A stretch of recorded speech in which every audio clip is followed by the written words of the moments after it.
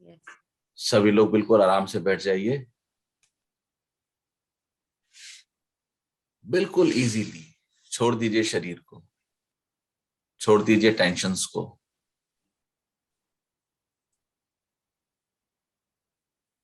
अपने साथ और देखिए अपनी सांसों को। कल कितना अच्छा हमें बताया था डॉक्टर साहब ने कि आती हुई सांस के साथ जो ऑक्सीजन आती है, कैसे वो मिक्सिंग होती है और कैसे वो ब्लड में पहुंच के शरीर के अंग अंग में पहुंचती है। हर आती हुई सांस के साथ आपके ब्लड में और अधिक ऑक्सीजन का प्रवाह बढ़ रहा है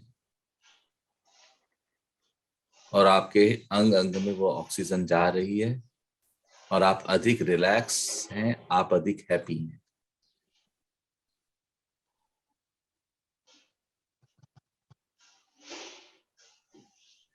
आपकी चेतना आपकी सांसों पर है।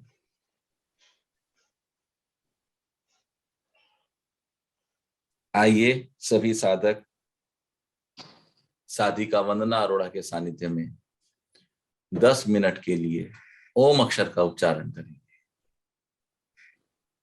सभी साधक साधिका वंदना के स्वर में अपना स्वर लय करेंगे। अपने स्वर को पूरी तरह से साक्षी होकर देखते रहेंगे कि किसी भी तरह से उनके स्वर की धारा वंदना के मुख्य स्वर की धारा से अलग तो नहीं जा रही है।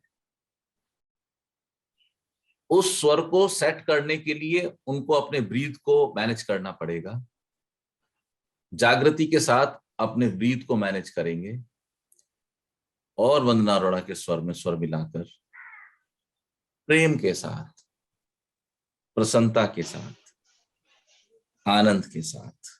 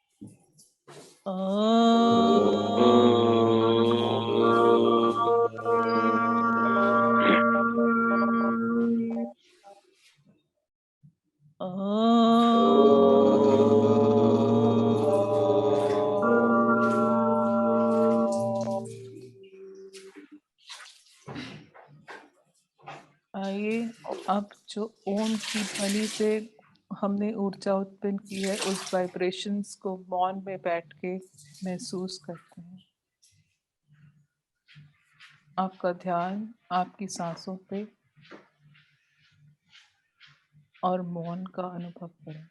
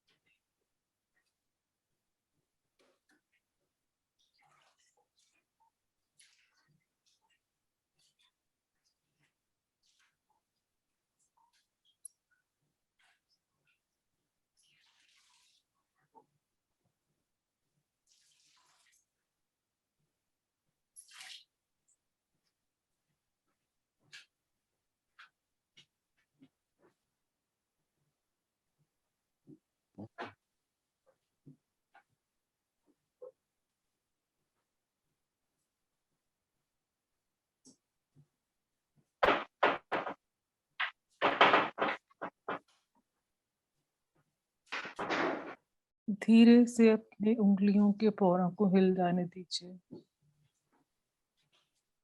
महसूस कीजिए अपने शरीर को मुस्कुराते हुए और शुक्रिया अदा करते हुए इन आती और जाती सांसों का। अपनी हाथ की हथेलियों को घर्षण करके उससे जो ऊर्जा उत्पन्न की है उसको अपनी आंखों पे लगाते हुए धीरे से आंखों पे रख के और हौले हौले प्यार से अपनी आंखों को खुल जाने दीजिए।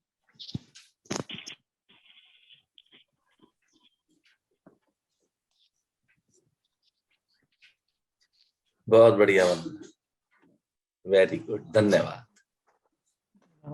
सब कोई साधक कुछ कहना चाहते हैं तो अनम्यूट करके बोल सकते हैं।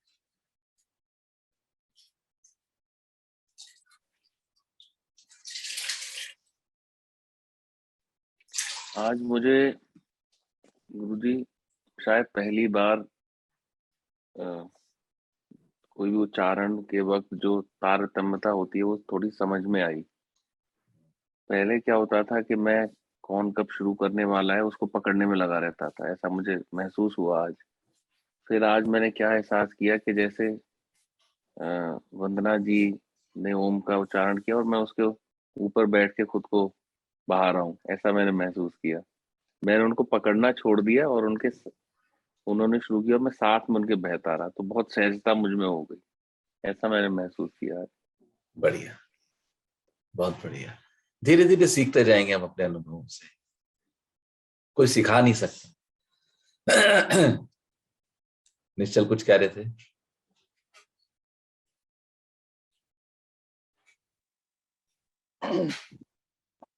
गुरुदेव, आज मैंने अपनी कल्पना को पकड़ा। ओम का ध्यान करते हुए, मतलब उच्चारण करते हुए मैंने जैसे ही स्टार्ट किया, तीसरे चौथे बार में मुझे लगा कि मेरा जो शरीर है वो एक वायुयान बन गया और मैं धीरे धीरे पृथ्वी से ऊपर उठने लगा। तो फिर मुझे उसका पंखा दिख रहा चलते हुए। मैंने कहा यार कि अगर उड़ना ही है मन की कल्पना को तो फिर यान की क्या जरूरत है। Very good. चलो पीछे लौटो। फिर उच्चारण पे फिर से आ गई मेरी चेतना। उसके बाद मैंने एक बहुत खुला और चमकदार मॉर्निंग का एरिया देखा। तो फिर मेरा बुद्धि ये सोचने लगा, यार ये कौन सा एरिया है, कौन सी जगह है। तो फिर अंदर से आवाज आई कि यार जगह से क्या लेना देना है, जो नजारा है सिर्फ उसको देखो। तो उसके बाद फिर मैं वापस आ गया और फिर जब मौन था तब मुझे एक एक तूफान सा दिखा। बादल, हवा, आंधी। और उस तूफान के बाद मैं एक लगा कि जैसे अपने ही भीतर, मेरे भीतर एक कुआं है और उस कुएं में जगह जगह पे अलग अलग कलर की इलेक्ट्रिसिटी स्पार्किंग हो रही है। जैसे बिजली के कुछ स्पार्क्स हो रहे हैं, बट उनके कलर्स अलग अलग पॉइंट पे अलग अलग जगह हैं। तो ये वाला जो अनुभव था कुएं वाला, वो काफी अच्छा था और मुझे लगा कि जैसे मेरे भीतर कुछ हो रहा है, तो मुझे खांसी भी आई। और ओम का जाप करते हुए वाइब्रेशंस ऐसे थे कि जो नोज के अंदर घूम रहे थे, तो मुझे छींक आई। हाँ, ठीक है। तो ये ऐसे ओवरऑल रहा। देखो, सबसे पहले समझना, बिलीफ सिस्टम हमारा बिलीफ सिस्टम होता है, ठीक है। बिलीफ का एक मतलब सिर्फ किसी धर्म या किसी परंपरा से नहीं है, सामान्य जीवन पे लेना इसको। और बिलीफ सिस्टम किस तरह से हमें हमारा एक्टिवेट होता है, इस चीज को देखना। आप साधना कर रहे हैं, आपको कई अनुभव आते हैं, हमारे अनुभव नहीं है, हमने सुना है एक साधना में लोग हवा से ऊपर उठ जाते हैं। पिछले दिनों मेरी एक व्यक्ति से मुलाकात हुई जिन्होंने मुझे बताया कि एक व्यक्ति उनके पास आए और धीरे धीरे वो छत पे लग गए जाके। शी टोल्ड मी कि मैं तो परेशान हो गई भैया, मुझे क्या करना चाहिए। तो ऐसा ही है भी, एक लेटेस्ट अनुभव है, क्योंकि मेरी आंखों देखा नहीं है तो मैं उसको बहुत उससे नहीं कह सकता, लेकिन ऐसे अनुभव होते हैं। क्या होता है कि यदि सारा का सारा वजन जो है वो विचारों का है, जैसी विचार शून्यता घटेगी तो एक वेटलेसनेस आएगी। आप कुछ नेचर के लॉज को बाईपास कर देते हैं उस समय। हमने सुना है कि योगी अपने आसन से उठ जाते थे साधना करते हुए, ये वो अवस्था है। ये तो वो अवस्था है, कभी आएगी तो हमें पता लगेगा, अभी तो हमें उसका अनुभव नहीं है, हमने सिर्फ सुना है। लेकिन हमें बिलीफ का अनुभव है। तो बिलीफ सिस्टम ये कहता है कि जब तक हवाई जहाज के मोटे पंखे नहीं होंगे हवा को मैनेज करने के लिए, तू नहीं उठ सकता। यानी कि जैसे ही वो अनुभव आया तो आपका बिलीफ सिस्टम हावी हो गया, तर्क बुद्धि हावी हो गई, तर्क लगा दिया गया कि अरे ऐसे कैसे पॉसिबल है। यानी कि कुछ क्षणों के लिए जब वो अवस्था घटी, जिसको मैं नो माइंड भी कह सकता हूं, सेल्फलेस बोल सकता हूं, ठीक उसी समय उसी एक क्षण के भीतर भीतर ही इमीडिएटली एक बिलीफ सिस्टम था। बिलीफ सिस्टम कहां से आता है? बुद्धि से आता है। बिलीफ सिस्टम हमारा एक्टिव हुआ, उसने वापस बिठाया, बुद्धि ने कहा कि जरूरत नहीं है सबकी। इसके बाद जो दूसरा अनुभव था उसमें भी बुद्धि आ गई। क्या था दूसरा अनुभव? मेरे ख्याल से उतर गया। दूसरा अनुभव था कि मैं किसी एक एरिया में बहुत हरे भरे पेड़ है, सुबह है चमकीली, मैं उसे देख रहा हूँ। तो मेरी बुद्धि उसे आइडेंटिफाई करने की कोशिश कर रही थी कि यस, कौन सा यहां फिर पेड़। बुद्धि आ गई। लेकिन तीसरा अनुभव जो वे कहते हैं कि भीतर गहरा कुआं है और कलर्स हैं, और इन्होंने कहा मैंने बहुत एंजॉय किया, वहां कोई लॉजिक नहीं था, वहां कोई बुद्धि नहीं थी। तो ऐसे आप देखिए कि बुद्धि आपको कैसे कैसे कैसे कैसे कहां कहां के इंटरप्ट करती है। अच्छा अनुभव है, बहुत अच्छा अनुभव है। और कुछ? हाँ प्रेम। जी पहले तो कोशिश रही कि वंदना जी के स्वर में स्वर मिलाने की, लेकिन थोड़ी देर बाद वही कुछ दिखा नहीं, ध्यान चेतना आज्ञा चक्र पे अपने आप ही आ गई स्वतः ही। और फिर सडनली बहुत वही वाइट बॉडी में करंट दौड़ने लग गया ऊपर से नीचे। वो तो मजा आता ही है उसमें तो करंट में आजकल। अब वो फिर वो एक वाइट प्रकाश जैसा पहला दिखा, हाँ। और सडनली पहली बार एक बाघ का जो धारी वाला बाघ होता है अपना, शेर नहीं बाघ, उसका पूरा फेस ऐसे लगा एकदम जैसे मेरे फेस के सामने आ गया। और फिर वो वाइट प्रकाश खत्म हो गया, पूरा बाघ दिखा मेरे को, उसके ऊपर पूरा आज माता जी का पूरा स्वरूप विराजमान होके मेरी तरफ आता हुआ मुझे दिखा। और ऐसा 2 बार 3 बार हुआ, लेकिन बस वो स्वरूप दिखा, मेरे को दर्शन हुआ। फिर मेरे को ऐसा लगा जैसे वो नेताओं की वो सवारी निकलती है ना, हम खड़े एक जगह पे, वो सवारी आगे निकल गया, वहीं खड़े रह गए बस। दृष्टा रहे। हाँ, ये आज का अनुभव है। अच्छा है, बहुत अच्छा है, बढ़िया है, क्या कहूं, बढ़िया है। हाँ नव मल्लिका। गुरुजी, मेरा आज का अनुभव ये रहा कि पहले मैं वंदना जी के स्वर में स्वर मिला रही थी ओम का उच्चारण करते हुए। फिर अपने आप ही मेरा आगे और उच्चारण करने का मन नहीं किया, और मौन मतलब शांत मन से मौन के उस अवस्था में मैं बैठ गई। और ये मेरा अनुभव सिर्फ आज का नहीं है, जब मैं सुबह ध्यान करती हूँ अदरवाइज भी रोज, तो मैं ओम का उच्चारण या हम का उच्चारण करती हूँ, तो उच्चारण में 5-7 मिनट ही करती हूँ, पर मेरा मन ज्यादातर मौन में बैठने का रहता है कि अंदर से ही मन नहीं करता आगे और कुछ उच्चारण करने का। कोई बात नहीं, अगर आपने 5 मिनट भी किया तो बहुत अच्छा किया, लेकिन करना जरूर है।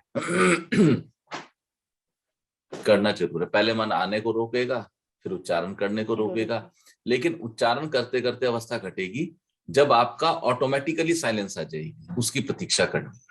अगर आपको लग रहा है मन रोक रहा है तो आप बिल्कुल ठीक चल रहे हो, आप मन को देख रहे हो। तो जब आपको लगे मन रोक रहा है, मन को देख रहे हो, तो उस समय आप मन को बाईपास करो, उसको बोलो आप बैठो, मैं 5 मिनट और कर लूं, फिर रोक दूंगी,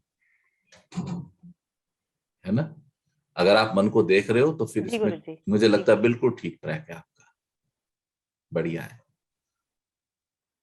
और हाँ ऋचा, कल भी कुछ बात थी ना, क्या बात जी थी? जी गुरुजी, वो तो यही बात थी कि बार बार विचार डिस्टर्ब कर रहे थे। पर अभी तो मैं ये बता रही थी कि जब भी विचार कम होते हैं या अनुभव मुझे जो होते हैं अक्सर, मुझे तो हमेशा ऐसा लगता है गुरुजी कि जैसे ना मैं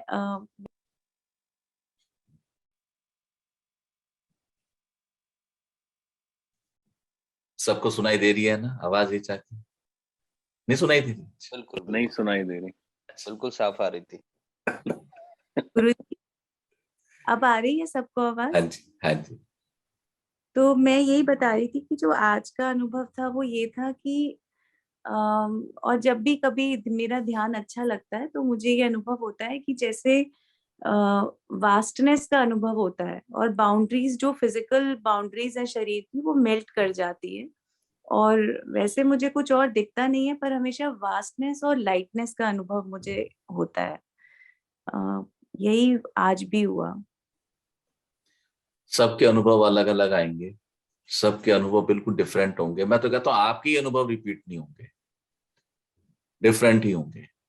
जहां तक आपने कल बात रखी थी विचारों की, तो देखो विचार तो रहेंगे, ये कहीं नहीं जाएंगे, और हमें विचारों से लड़ना नहीं है। मैं कहता हूं जितने विचार आ रहे हैं इनको भरपूर आ लेने दो, और आप उनको देखना शुरू कर दो। जिस समय आप विचारों को देखना शुरू कर देंगे, उस समय विचारों की गति मध्यम हो जाएगी, या कहीं विचार धीरे धीरे गिरने शुरू हो जाएंगे। अदरवाइज विचारों से आप लड़ाई नहीं कर सकते, आप उनसे कोई पंगा नहीं ले सकते। विचार तो आएंगे, नहीं जा सकते। आप लोग साधना में बैठ के जो रिलैक्स फील करते हैं, उसका सिर्फ और सिर्फ एक कारण है कि आपके विचारों की स्पीड स्लो हो जाती है,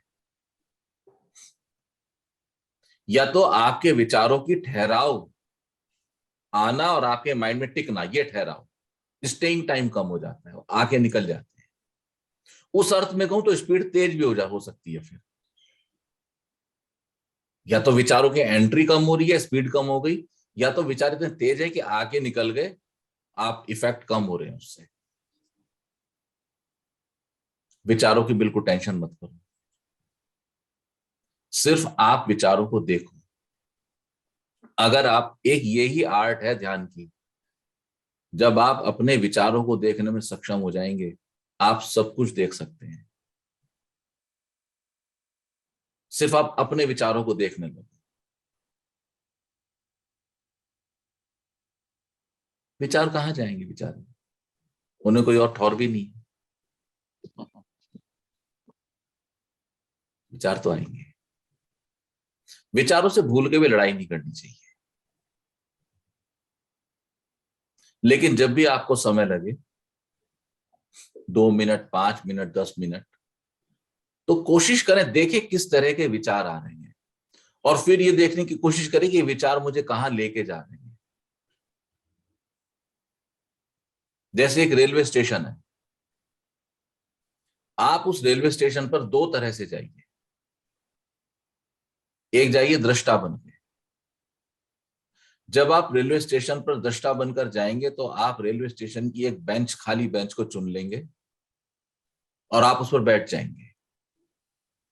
और अब वहां पर पटरियों पे आती हुई बहुत सारी रेलगाड़ी, कोई आ रही है, कोई जा रही है, रुक रही है, सीटी बजा रही है, लोग उतर रहे हैं, लोग चढ़ रहे हैं, आप ये सब देख रहे हैं। आप वही हैं,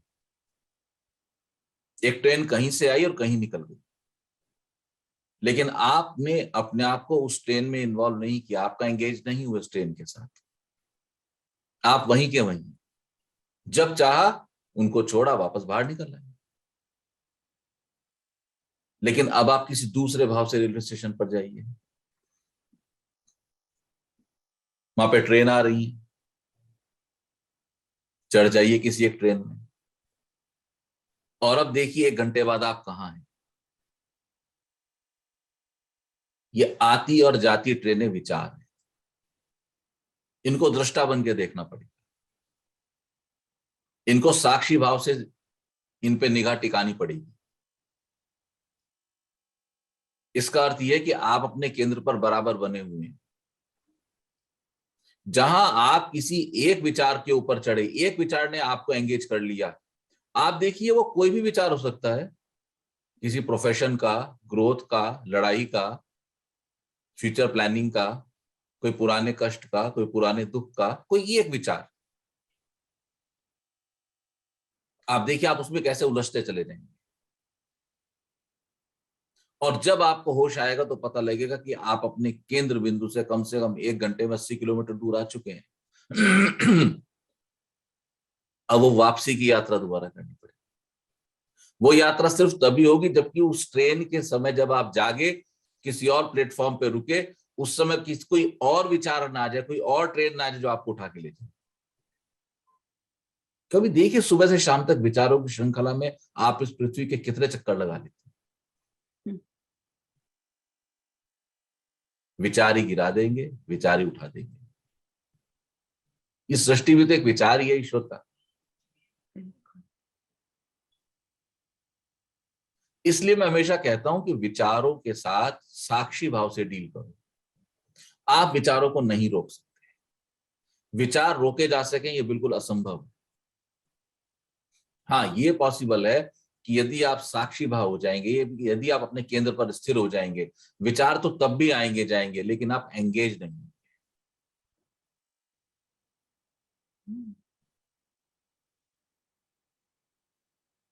और विचार हर क्षण आता है, और एक ही क्षण में कई तरह के विचार आ सकते हैं। एक ही बिंदु को लेके कई तरह के विचार खुल सकते हैं, ऐसा हो तो ऐसे होगा, ऐसा हो तो ऐसे होगा। आप देखिए आप किस बिंदु के साथ सरकते चले गए। जैसे जैसे आपकी ये प्रैक्टिस सुदृढ़ होती जाएगी विचारों को देखने की, तैसे तैसे आप देखेंगे कि जीवन में परिवर्तित घटित होना शुरू हो गया है। अभी आपको जो भी रिलैक्स महसूस होता है वो सिर्फ इसलिए होता है कि आपके विचारों की गति कुछ मध्यम हुई है।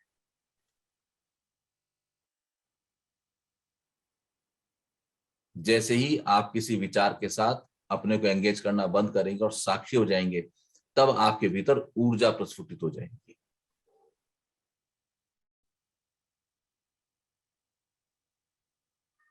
अब विचार आपको बहका नहीं सकते।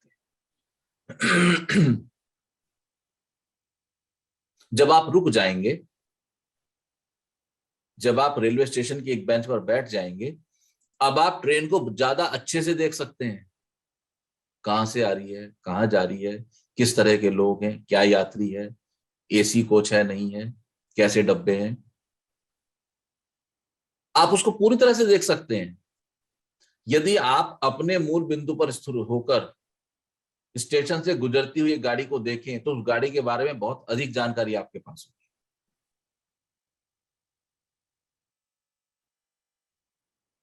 आप उस रेलगाड़ी को एक अलग तल पर जानने में सक्षम है। अब आप उसके भीतर की बात जान गई है। किस वजह से जाना? कि आपने अपने आप को उस विचार के साथ इन्वॉल्व नहीं किया, आप अपने तल पे बने।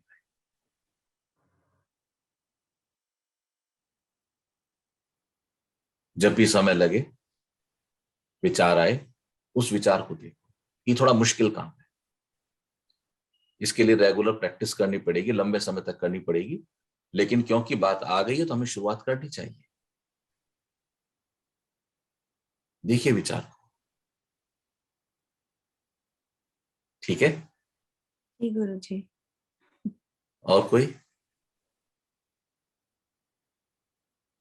आरती?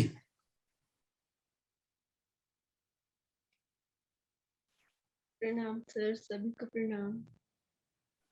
सर मुझे ना मुझको ऐसा लग रहा है कि आज मैं सुबह से ध्यान में हूँ। सर डेली का एक रूटीन है, वही उठना, वही सब कुछ, लेकिन जितनी खामोशी और जितनी शांति सर मैंने आज फील की है ना सुबह से, बड़ी अलग सी सर। सर यहाँ तक कि आज वॉशरूम में ही मेरा ध्यान लग गया। सर डेली मतलब वॉशरूम में कोई वॉच नहीं है, लेकिन मेरे को अजान की, गुरुवाणी की, शंख की ये आवाजें आती है तो मुझे टाइम का आइडिया रहता है कि ये हो रहा है। पर आज मुझे कोई किसी तरह की आवाज नहीं आई। नेबर में डॉगी है, वो भी भौंकता है, उसकी कोई आवाज नहीं, कोई चिड़िया पक्षी कुछ भी नहीं सुना। और काम सब वही परफेक्ट, मतलब सब कुछ सर, इतनी खामोशी, इतनी शांति। और सर एक चीज और, जब मैं बैठी थी ना वॉशरूम में तो पता नहीं सर, खुली आंखों से मैं बहुत दूर तक देख रही थी, अंधेरा अंधेरा अंधेरा अंधेरा, और बहुत दूर तक मेरी दृष्टि जा रही थी सर। और घर से करीब 2 किलोमीटर यमुना है, ऐसा लग रहा था बस उसकी आवाज आ रही है मुझको, बाकी कुछ भी नहीं सुन रहा था। और मन इतना शांत है ना सर इस समय मेरा, मुझे नहीं पता सर ये ध्यान है क्या है, डोंट नो सर, बहुत शांति है।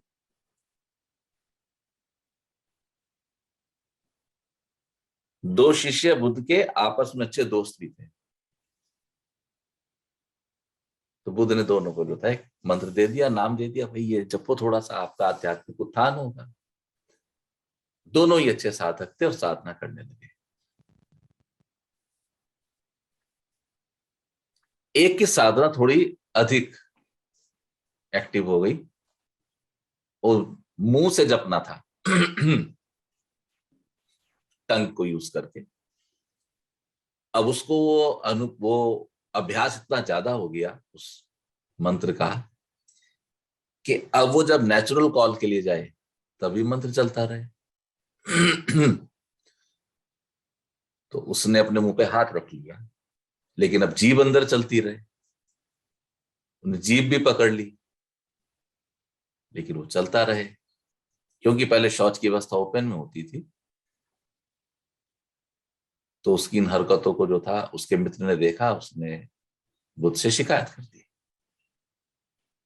कहा स्थिति ऐसी है कि ऐसा माना गया है कि जब आप शौच के लिए बैठे तो कुछ बोलना नहीं है, बोलता रहता है। और ऐसा भी कहते हैं कि माउथ को या टंग को टच नहीं करते, टच भी करता है। बुद्ध ने उसको बुलाया, भाई क्या बात है? उसने कहा तो सत्य बात है, उसने सारी बुद्ध को विस्तार से बता दी। तो बुद्ध ने कहा चलो मंत्र जाप है, फिर आप मुंह क्यों बंद करते हो? उसने कहा गुरुदेव मैंने मुंह को बंद करने की कोशिश की कि शायद ये मंत्र जाप रुक जाए, लेकिन नहीं रुकता। बुद्ध ने कहा चलो ये बात भी ठीक है, तो फिर जीभ क्यों पकड़ी आपने? तो शिष्य ने कहा कि गुरुदेव मुंह नहीं रुकता, जीभ को तो रोक दूं, जीभ ही एक्टिव है। मैंने जीभ पकड़ी, जीभ भी नहीं रुकती, वो चलती रहती है चलती रहती है। तो कहते हैं कि बुद्ध ने कहा, कहते नहीं है ये सच्ची बात है, बुद्ध ने कहा कि जब अजपा जाप हो जाए उसमें किसी प्रकार की कोई भी विचार करने योग्य बात नहीं होती, आप करते रहो। जाप के संदर्भ में बुद्ध ने हमें यह मार्ग दिया था। ध्यान जब जहां जैसे लग जाए कोई आपत्ति नहीं, कोई दिक्कत नहीं, लग जाने दो। अवस्था ध्यान का विषय नहीं है, ध्यान का विषय ध्यान है, ध्यान अपने केंद्र पे है। निश्चल ने एक अनुभव लिया था अब से कुछ डेढ़ साल पहले, मेरे ख्याल से 3-4 घंटे ध्यान की अवस्था में निश्चल ने देखा था उस समय, और सभी क्रियाएं हो रही थी। ध्यान आएगा, चेतना बनी रही। और कोई? हाँ जी। गुरुजी कल मेरे साथ भी ऐसा हुआ। हॉस्पिटल से आते टाइम पता नहीं क्या हुआ, मुझे जैसे ऊर्जा ऊपर की तरफ जा रही है। गाड़ी में मैं बैठा हूँ, चला रहा हूँ, बहुत अच्छा महसूस हो रहा है और बहुत लाइट महसूस हो रहा है। और आसपास का भी मैं जैसे एंजॉय, सनसेट हो रहा था, मुझे इतना खुशी मिल रही थी सनसेट को देख के। मतलब मैं ट्रैफिक ना देख के, आजकल ये तो यूजुअल मेरा होने लगा है कि मैं पेड़ों को देखता हूँ, आकाश को देखता हूँ, चाहता हूँ कोई मुझे गुस्सा, नाराजगी, कहीं कोई आगे आ गया, पीछे आ गया, मुझे कोई फर्क नहीं पड़ता। लेकिन कल उससे भी बहुत अच्छा अनुभव में था मैं, जैसे ध्यान में अनुभव होता है। और घर आके ध्यान लगाया तो थोड़ी नींद आ रही थी, तो मुझे लगा देखो मैं गाड़ी चलाते हुए तो ज्यादा अच्छी स्थिति में था, और आज ध्यान लगाने की कोशिश कर रहा हूँ तो बहुत अच्छा ध्यान नहीं लगा। डॉक्टर साहब, मिक्सिंग नहीं चली। ड्राइविंग अपने आप में एक ध्यान है। अगर आपकी ड्राइव करते हुए सुबह दिल्ली की सड़कों पे पेड़, पक्षी, पौधे और सनराइज और सनसेट देखने की इच्छा, तो कृपया गाड़ी 5 मिनट किनारे लगा दें। मैं बहुत विश्वास के साथ कहता हूं 2 मिनट के अंदर अंदर आप ऊब जाएंगे, क्योंकि आपको अपनी ड्यूटी याद आ जाएगी। मिक्सिंग नहीं चलेगी, क्योंकि अगर आपने ड्राइविंग करते हुए जरा सा भी होश खोया तो अवस्था बदल सकती है, जो कि ठीक नहीं है। यही तो है होश की साधना। मैं क्यों बोलता हूं कि जो मुख्य स्वर में जिनका नाद, उसकी नाद में नाद मिलाइए, ताकि आप लोगों को जागृति की आदत पड़े। ये बात बहुत छोटी सी है कि वंदना अरोड़ा के स्वर में स्वर मिला दो, लेकिन आपने बोला हर सांस चेक करनी पड़ेगी, क्योंकि हमारी चेतना चलेगी कहां पर? वंदना के स्वर पे नहीं, वंदना की सांस पे, मूल में देखना। स्वर से तो वो प्रकट हो रहा है, कनेक्ट हो रहा है। बेसिकली तो हम क्या कर रहे थे, हम वंदना की सांस में अपनी सांस मैच करने की कोशिश, वंदना के ब्रीथ सिस्टम को हम एग्जैक्ट मैच करने की कोशिश कर रहे थे। तो आपको होश रखना पड़ेगा, ऐसे तो फिर गड़बड़ हो जाएगी। मैंने महसूस किया गुरुजी, होश खोता नहीं है, जागृत अवस्था ही रहती है मेरी। ये और आपको बहुत लगता है, अच्छा। ये आपको लगता है ऐसा। ड्राइविंग के समय आप एक क्रिटिकल सिचुएशन में है, और ये गहरा नशा एक बार अगर आ गया और आपको 10-12 सेकंड के लिए भी मौज करा गया, तो पता लगा कि ब्रेक लगाना भूल गए। और जो आपने कहा ना कि रुकना, मैं रुकता हूँ एक जगह 2-4-5 मिनट जरूर रुकता हूँ, वहां से सनसेट दिखता है और तो पेड़ों की कहाँ गए, 10 मिनट रुकना शुरू कर दो। क्योंकि यही तो है सारी स्थिति, कि जब मौज घटनी शुरू होगी ना, तो फिर वो हर क्षण, हर पल, हर स्थिति में वो मस्ती मस्ती है, मौज ही मौज है। जी। लेकिन हमारे साधना के सूत्र की सबसे खतरनाक पॉइंट यही है कि हम संसार को बेहतर तरह से जीते हुए आगे बढ़ेंगे।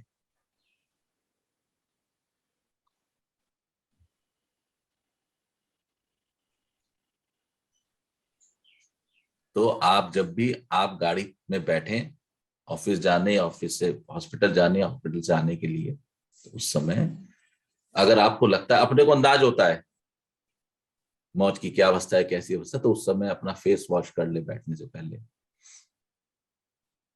ठीक है? या तो कल्पना करें कि सारा आपकी शक्ति आज्ञा चक्र पे है और उसको फेंक दें।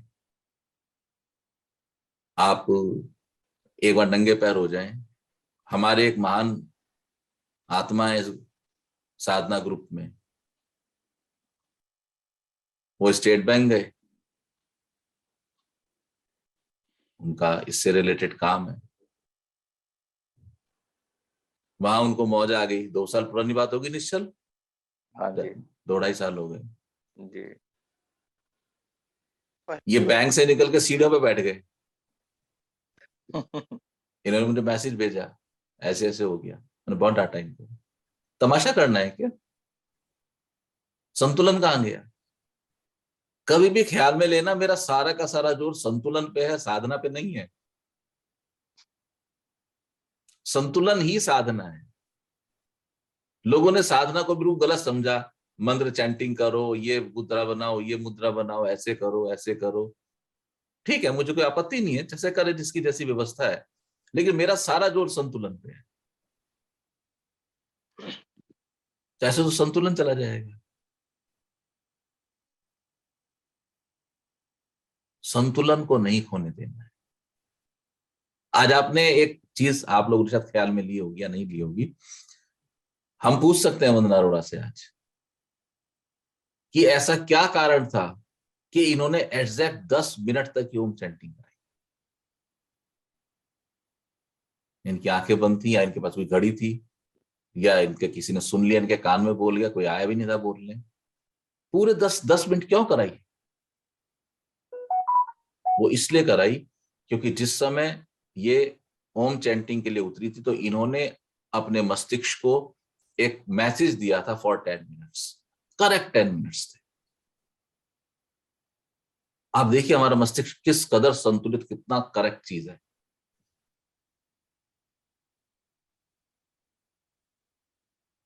हाँ बोलो, घड़ी है क्या सामने? सर मैं कभी अलार्म भी नहीं लगाती हूँ, जिस टाइम पे मुझे उठना होता है मैं उस डॉट टाइम पे उठ जाती हूँ, बिकॉज मेरा जो मस्तिष्क है वो मुझे बता देता है कि हाँ ये टाइम हो गया। डॉट 10 मिनट्स, बहुत बढ़िया, सही 10 मिनट। तो डॉक्टर साहब, संतुलन लेना जरूरी है, और खास तौर से जो आप जैसे लोग हैं, संतुलन रख के चलना है। संतुलन ही साधना है। है संतुलन ही साधना है। संतुलन ही साधना है, करेक्ट है। सर एक बात बोलूं? हाँ बेटे। ये कार वाला जब इनिशियली अनुभव मुझे आया था ना, तो हाँ। मैंने आपको शेयर किया था, तो आपने मुझे बोला था कि जब ध्यान करो तो केवल ध्यान करो, जब ड्राइव करो तो केवल ड्राइव करना।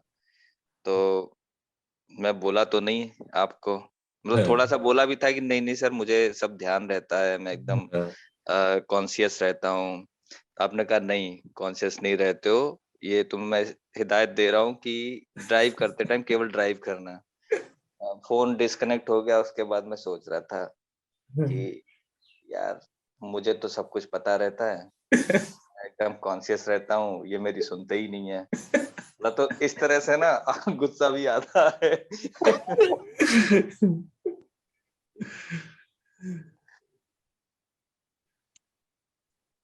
कोई बात नहीं, धीरे धीरे अनुभव आ जाएंगे तो और अधिक आनंद बढ़ जाएगा।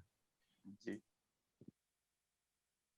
कल शाम से मेरे साथ भी ऐसी हुआ, मैंने कल ध्यान करा शाम को, उसके बाद से मुझे इतना आनंद आ रखा, बहुत अच्छा लग रहा मुझे। और तो आज भी जब आप सबने मिलके मुझे उठाया कि मैं 2:30 बजे से उठा हुआ हूँ।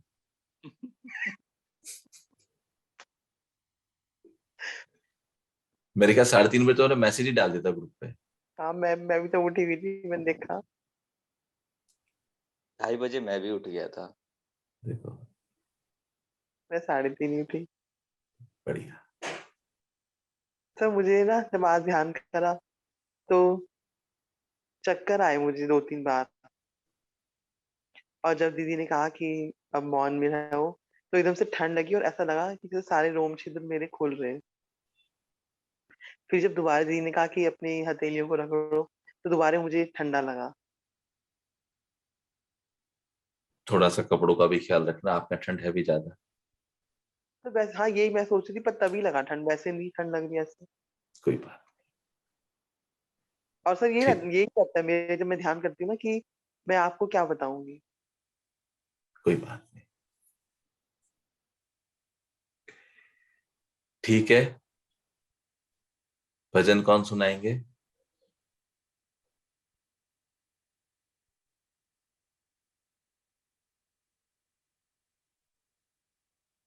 भजन।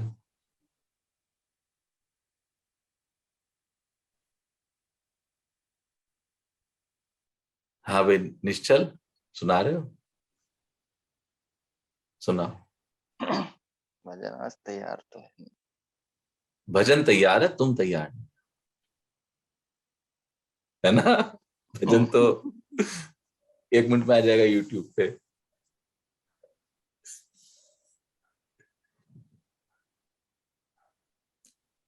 सभी लोग भजन तैयार रखें अपने पास, एक एक हमेशा।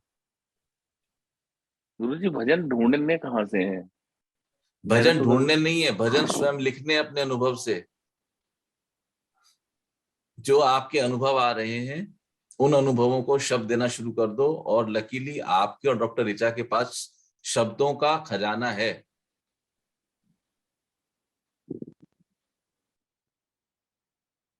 आप दोनों के अंदर सबसे बड़ी खूबी है कि आपको वे ऑफ एक्सप्रेशन बहुत बेहतरीन है आपका।